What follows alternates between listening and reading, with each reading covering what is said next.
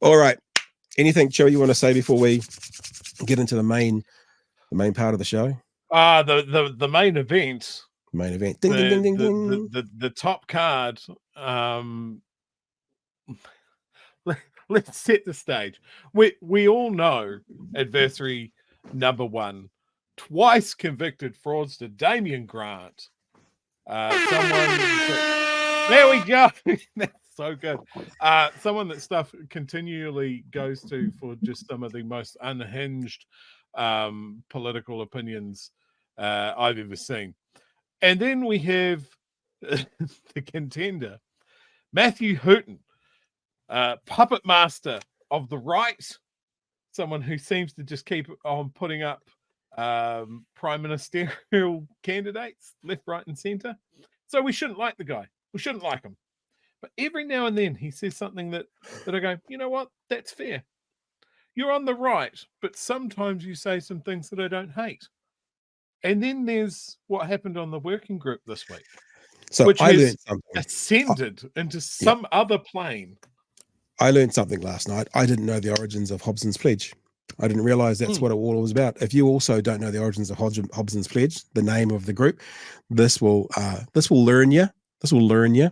But also when you hear what the origins of Hobson's Pledge is, you will see just how ridiculous their claims are.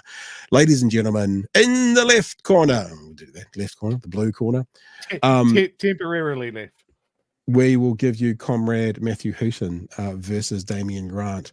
And, you know, if for no other reason, just the absolute dismissive way he called him a dickhead just makes it all worthwhile. I think it's fair to say that Hobson's Pledge is a profoundly dishonest organisation based on a lie. I think that's all true. What's a lie? The whole lie that Hobson Pledge is based upon is that apparently Hobson stuttered somehow to the Maoris when he was signing the thing, saying, right. He said in Te Reo, we are all one people, apparently. Now, I don't know whether Hobson said that or not, but it's not in the text. And so it seems quite pathetic and indicates that the whole campaign is in fact based upon racism and white supremacy, that instead of even beginning from the... Boom! I mean... The right don't like those terms. They don't like those terms. I was shocked to hear Matthew Hooton come out straight out with those terms, Joey. Now, listen, we can't jump in and out too long or we will be here till 11 o'clock, but sure. It's a 45-minute clip, isn't it? All right. Campaign is in fact based upon racism and white supremacy, that instead of even beginning from the text of what was signed on that day, we're going to go to some legend that the white guy who had been in New Zealand for 5 days, apparently stuttered in Maori, that we are now one people. And we're going to base our whole organisation, our whole political position on that. And the only reason you would do that is because you were dishonest and you were wanting to, in a Trump-like way, create racial division and hatred in New Zealand for your own personal gain, which does seem to have been what Don Brash has sought to do, sadly, ever since I made him leader of the National Party. He was one of the world's top monetary economists. I'm going to defend Don Brash. I don't think Don Brash is racist. I think you can disagree with Don Brash's worldview. Think that he's also pro-Chinese now at the moment as well. You can think that he's wrong on that, but I think it is wrong to make the allegation. Don Brash believes it is not. Don Brash believes, I would have thought, in contract law. And he has made a huge issue of the Treaty of Waitangi. Yes. And right from his own despicably racist overview speech that he gave only to try and do the worst things in New Zealand society. I've just finished watching a television series called Travellers, where people from the future download their intelligence into someone in the 21st century. And I'm like, is it real? And has it happened here? Has someone come back from the future to fill in this man's body to put these kind of comments out there? I mean, Chloe couldn't have said it better. You know what I'm saying? This reminded me, like, I'm like, has he been reading my notes? He's gone off the fucking chain here. He's like despicably racist, liars, white supremacists. Yeah. Yes, mate. Get it. All right, here we go. Gave only to try and fuel the worst things in New Zealand society. And I was against it then and I'm against it now. he has claimed that Hobson uttered these words, "We are one people." And he has claimed that that defines what the principles of the Treaty of Waitangi and the Treaty of Waitangi itself should be.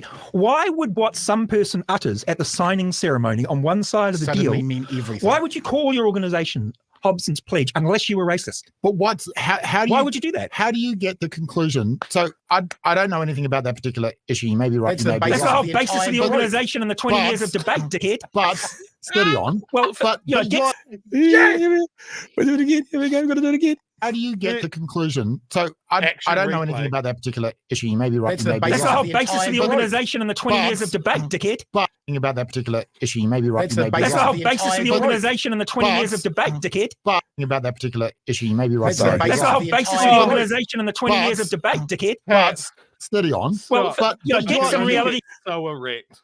Only get so erect. All right. Here, these people are not acting with integrity. They do not act with integrity. Here's the thing, right?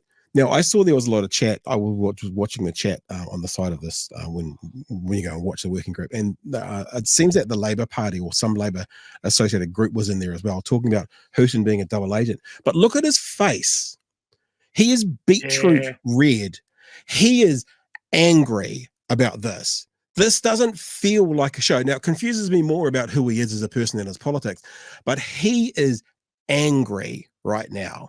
And you can see this would be an Oscar award performance if this was a double agent thing. He is angry. He goes beet red, and it's just, it doesn't seem to be a put on. It fascinates me as to what it means about him and who he is, but this is not a put on. This is his personal beliefs, and he is, maybe he's a bit like what we said before. Maybe he's so angry when the right fuck up, because that's where he sits at. He holds them to a higher level. I mean, that's kind of what I said about us when Labour fucks up, you know? Maybe that's it. Don't know, but there's something.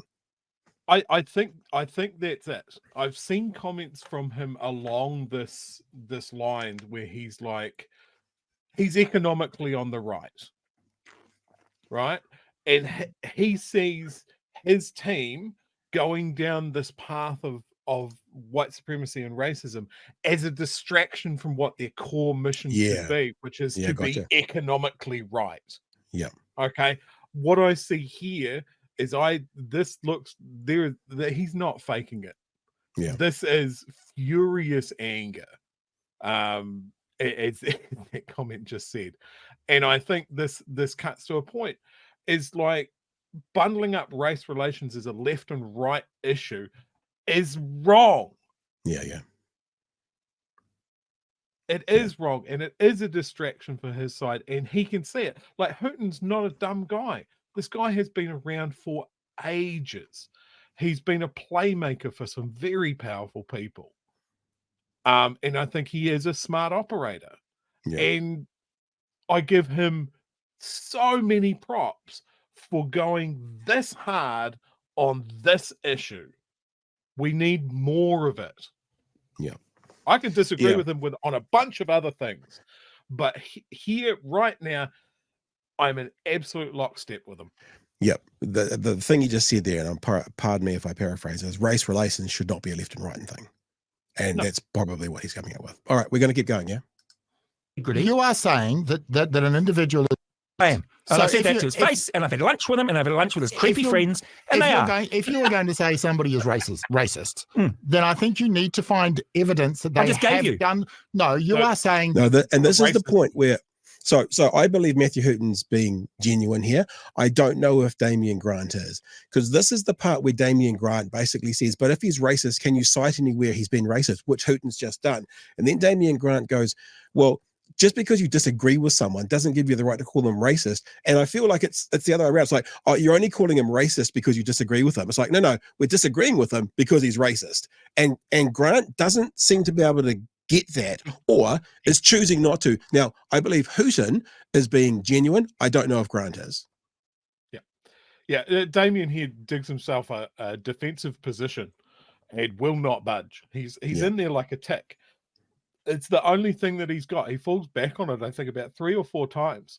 Yeah. That you're just calling him a racist because you disagree. And no. And I think this is very clearly articulated by Matthew.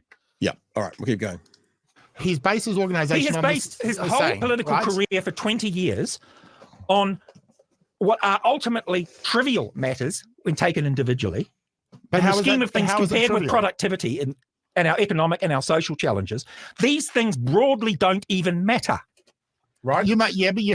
So why would you make them? Why would you make them your number one issue for so long and spend hundreds of thousands of dollars on advertising and all your energy when you are one of the world's greatest monetary economists, unless you had an obsession with these issues that is unhealthy and revealing of something very, very disturbing?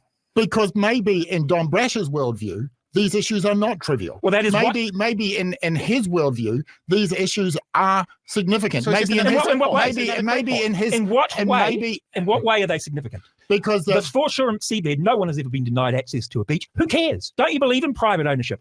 The other thing that can be said about Hobson's Pledge is it is a communist organization in that it is seeking to nationalize land that could be privately owned. That is the whole co-proper. Just come back to your original point. Why would you, if you're a right-wing monetary economist, back a communist organization, create and invent a communist organization? That is not the issue. You are. Yeah, look. I actually want to stand up for Damian Grant here because Matthew, if you keep bringing up a new fact followed by a new fact by a new fact, and he's incapable of answering the first fact, you got to give him a chance to stumble over the first fact before you hit him with those 2 or 3 or 4 other truths. It's just not fair. Where's our thing from the Simpsons? Stop hitting him. He's dead. It's perfect time to play that one.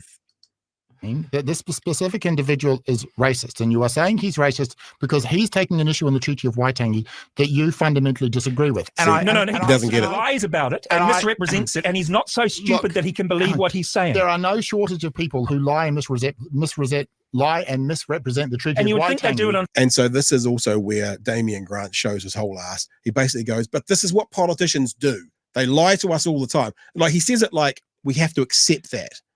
Right? He says it like, so he's lying. He doesn't, and goes, so they all do it. It's like, no. That's what when you become a dishonest actor, right? That's what I was saying about us earlier. We're not going to do that. We're not going to go because National does this cherry picking stuff. We're okay with Labor doing it. No, we're not okay with anybody doing it. Right? If they all lie, then we've got to call them all out. We don't just throw our hands up in the air after our 14th cigarette smoke break and go, well, they all do it. And as some kind of defense, it's not okay. It's not going to happen.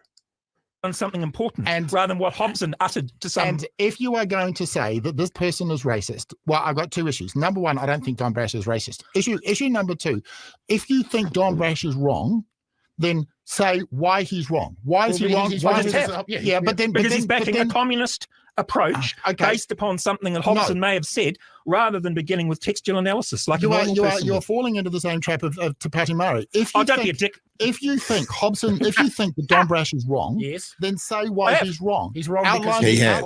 Outline the issue that you think he's wrong. He has. What you think he's got wrong on the He doesn't believe in property rights. There is no reason to go down the track that because I disagree with this person on this issue, ipso facto that person must be racist. No, that's not what we're doing. No, I shouldn't be doing that because he cannot. Because I have discussed this with him over the years. Yes, he cannot believe the things he says.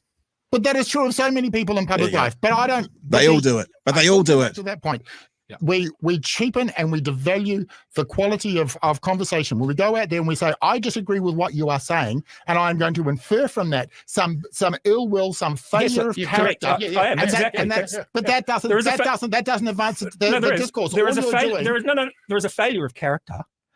But there's a failure in character in saying, I don't like what you're saying, therefore you are a bad human being. That Matthew is also a failure of character. Disagree with what he is saying. These people are bad. Disagree with what he is saying. And because of the things they say. Stop there. Just disagree with what he is saying and stay there. Don't go around and say that this person is. Why when Damian Grant, his ilk are against the fence, all of a sudden they need to disagree politely. But when he goes on attack, fuck feelings. Oh, yeah. My feelings don't care about my facts. You know, like when he's on the attack, but all of a sudden when he's on the defensive, it's like, well, just be kind when you're saying things. You know, just at least be reasonable when you're critiquing things. It's incredible how the right, who are the biggest snowflakes, when they're on the back foot, they want everyone just to speak kindly and agree to disagree. But when they're on the attack, they're like, fuck your feelings. If you've got bad feelings about this, your problem. It's a classic example of it. Because of the things they say. Stop there. Just disagree with what he's saying and stay there. Don't go around and say that this person is fundamentally a bad person because of what they've said. He is a fundamentally bad person. He's divided this country for no apparent reason, despite being certainly intelligent enough to know the things that he says are not true. Yes. He cannot possibly, just as David Seymour cannot possibly believe that his racist treaty principles bill reflects in any way whatsoever either the texts or the case law over the Treaty of Waitangi. He isn't that stupid. He's doing it to inflame hatred in New Zealand. So you're saying that David Seymour is deliberately fanning race hatred? Yes. Okay. Well, that's I don't. But again. Now, the last part to go, this only got 2 minutes to go now, is just I want you also to enjoy this fight, but also enjoy Bomber doing his utmost to try and get back into the conversation unsuccessfully as well, by the way. It's beautiful. And I'm sure Bomber will think it's beautiful as well. Seymour is deliberately fanning race hatred? Yes. Okay. Well, that's there. I don't. But again, you're not disagreeing with this. I am. I just told you. He's disagreeing with the substance. The substance is that what he is saying is a lie about what either the text says or the jurisprudence, and he knows that what he is saying is a lie. There are lots of people that I disagree with, and I think the worldview is wrong. I don't go around saying that because I disagree with that person, I'm going to infer from them. It's not because I disagree. Fundamental malice in their. It's not because I disagree. He's gone back to this. It's because they must be lying.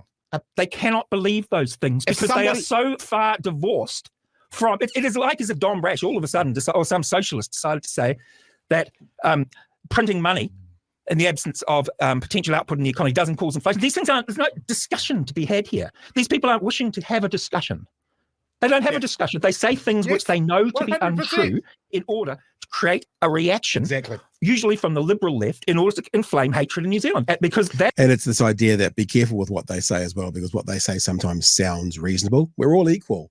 We just want to ask questions, and it's actually sometimes it's very nefarious, actions behind those words, and it's sort of what Matt's saying here as well. Create a reaction, usually from the liberal left, in order to inflame hatred in New Zealand, because that is their path to getting further votes. But that describes the entire political establishment. No, it doesn't. No, it doesn't. I mean, no, it doesn't. You were these are the worst people. You were earlier saying that Chris Luxon doesn't necessarily believe the things that he's saying. Well, he doesn't. He's an absolute imbecile. That's different. But that is you should. So again. You disagree with what Luxon has to say. Well, I don't like a lot of what Luxon says, but I'm not going to drive down to the assumption that he is, as a consequence of that, there is some fundamental flaw in his character. There's not. I'm going to engage in a willing suspension of disbelief that everybody I disagree with is doing so from some degree of good faith. Because if I go around there and say I disagree. There's a huge difference here. He's trying to say that people who he disagrees with are still doing it from a position of good faith. I would say a lot of the stuff that's going on in government, especially things like the Treaty Principles Bill, is not coming from a place of good faith. I really, really believe it's not. I really believe that it's coming from a place of malice, and it's coming from a place of self-serving, self-interest, not from a place of good faith. And again, I don't know whether Damian Grant is stupid enough to actually think everyone is acting in good faith, or he's, strange word to use for him, naive to think, oh, well, everyone's just being, nice about this, or he's actually being nefarious and just trying to sell that. I don't know. I can't read him. I don't know. But I do not accept that we should first take our position that everyone's acting in good faith. What you do is you analyze the situation in front of you, and you use your brain, and you use what you know, and you then make a determination on whether you think they're coming to you in good faith or not. You don't just go, good faith, straight away, because if you do that, you're going to get shat on time and time and time and time again. I'll tell you what, the left are bad at that. The left are bad at going on in good faith, because the left are the tree hugging, love everybody, let's get along, and the right are like, fuck you, I'm gonna run you over as I get to my goal. And it's something that the left do badly. They probably do that good faith thing too much, and they don't step back enough and actually analyze it. And the right are actually the ones who just like, I don't care whether it's good or bad faith, I'll just do what I want to do to win. You want to say anything there, Chewie? We've got about 60 seconds to go with this. I do before I lose my thought. I have seen Damian Grant fired up this much. Like he often will more talk from a position of ideology, right? I have seen him fired up this much precisely 2 times. Right. This time, and when there was the discussion around Israel. So those are his button issues. Yeah. Like, and he knows that he hasn't got an ideological high point to defend from. So he's gotten angry, he's gotten rattled, and he's tried to latch on to the only point that he thinks that it is, that Matthew Hooton, someone that has an enormous amount of experience in moving around some of the top political figures of this country, somehow has devolved into, I don't like Don Brash, someone he's worked with before, so is therefore going to call him racist, which is the most simplistic attack point I have ever seen. I think that Hooton is dropping bombs from a personal point of view that he knows is 100% rock solid. I think he has absolutely nailed the fact. This is why Seymour has been so calm around all of these parties saying, look, we're not supporting the treaty's principle bill past its first reading, all of that sort of thing. He does not care. His whole aim on the treaty's principle bill is to push this argument out into the public sphere and kick off racial division because it gets votes. That's his only position. All right, That's the goal. Let's get this last 60 seconds. Here we go.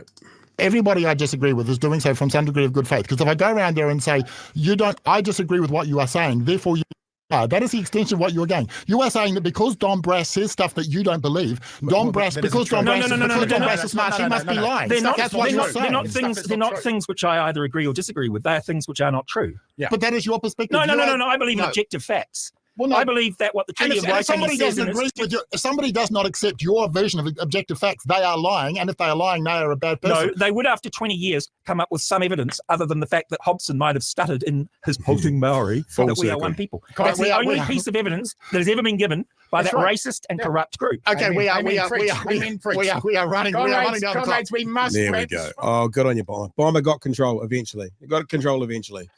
So there you go. Fascinating. And so many people in the chat who hadn't seen that as well. I'm glad we got a chance to show it to you because it was. I'm fascinated by Matthew Hooton. I think actually maybe, Chewy, you hit it on the head. I think maybe he's such like a, I don't know, is it Milton Friedman?